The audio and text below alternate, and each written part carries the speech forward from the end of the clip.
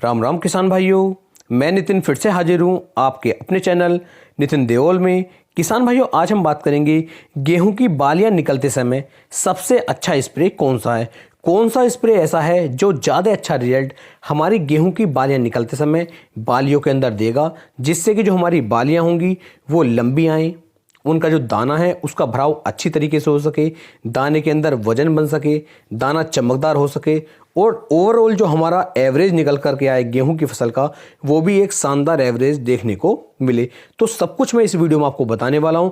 आप वीडियो में देख पा रहे होंगे लगभग मैंने 10 से लेके 11 स्प्रे लिए हैं, जिनमें से मैं आपको बताऊंगा कि सबसे बेस्ट और सबसे अच्छा जो स्प्रे इस समय पर रहेगा वो कौन सा रहेगा और आपको उसके क्या बेनिफिट, क्या फायदे देखने को मिलेंगे। तो वीडियो में लास्ट तक बने रहें, जिससे कि आपको एक सही और अच्छी जानकारी मिल सके। अगली वीडियो किसान भाइयों किस खेती से संबंधित आप चाहते हैं, नीचे कमेंट सेक्शन में बता सकते हैं। तो सबसे पहले ले लेते हैं किसान भाइयों, बालियां निकलते समय सबसे शानदार स्प्रे में क्या हम सल्फर का उपयोग कर सकते हैं या फिर नहीं।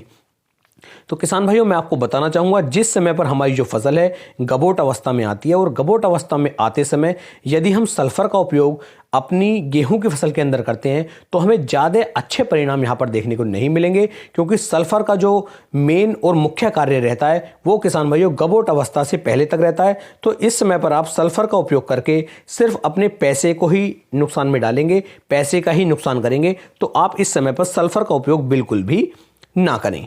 अब बात करते हैं, दूसरा स्प्रे है किसान भाइयों बोरोन 20%, जो आप वीडियो में देख पा रहे हैं। तो बोरोन जो 20% है, इसका उपयोग यदि आप गबोट अवस्था में या बालियां निकलते समय करेंगे तो इसके आपको फायदे देखने को मिल सकते हैं।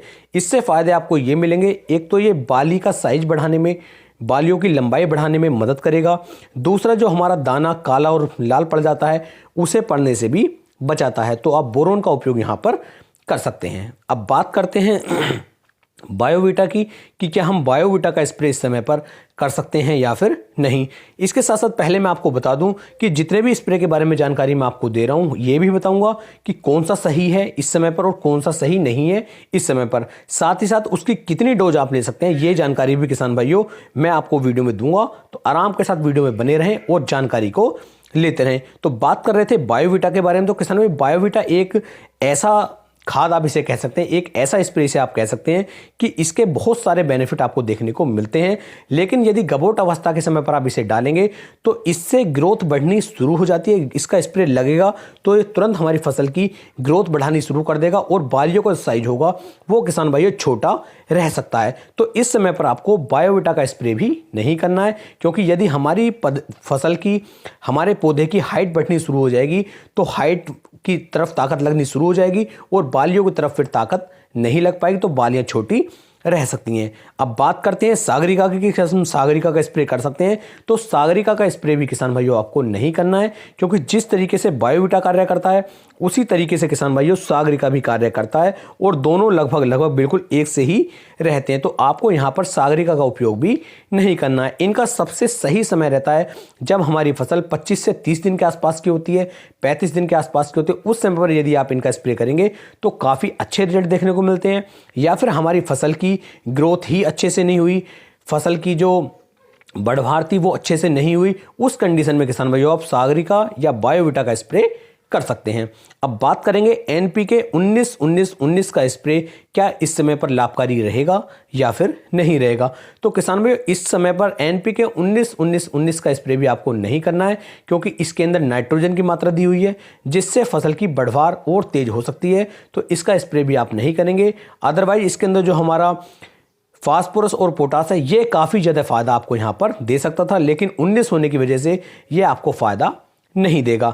अब बात करते हैं एनपीके 05234 के बारे में। तो किसान भाइयों, एनपीके 05234 का स्प्रे आप कर सकते हैं, लेकिन यदि आपकी फसल के अंदर बालियां बिल्कुल बनने वाली हैं तब आप इसका भी स्प्रे ना करें, क्योंकि इस समय पर यदि आप सिर्फ एनपीके 050 का स्प्रे करेंगे तो ज़्यादा अच्छे परिणाम देखने को मिलते हैं।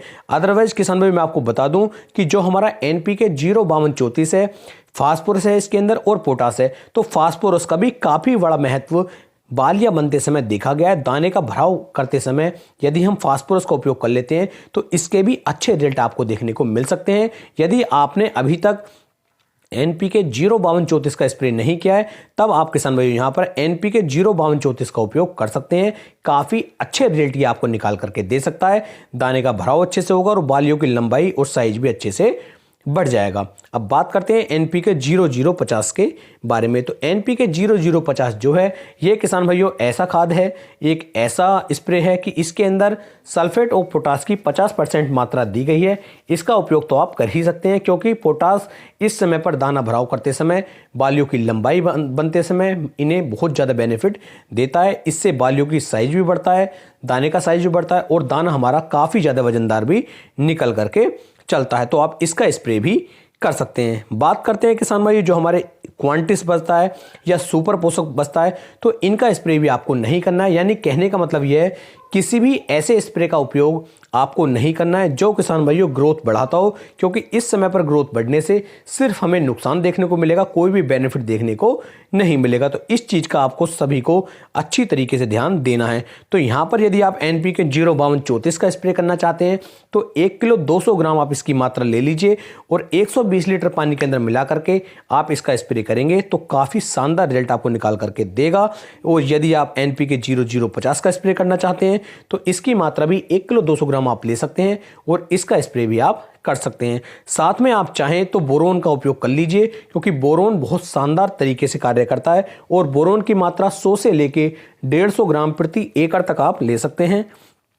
इस तरीके से किसान भाइयों आप अपनी गेहूं की फसल के अंदर इन स्प्रे में से जो स्प्रे मैंने आपको बताया इनका उपयोग करके शानदार रिजल्ट आप निकाल सकते हैं। उम्मीद है मैं आपको एक अच्छी और सही जानकारी दे पाया हूं। यदि वीडियो पसंद आई हो तो वीडियो को ज़्यादा से ज़्यादा शेयर करें। फिर मिलेंगे एक नई वीडियो में, तब तक के लिए सभी किसान भाइयों को राम राम जी।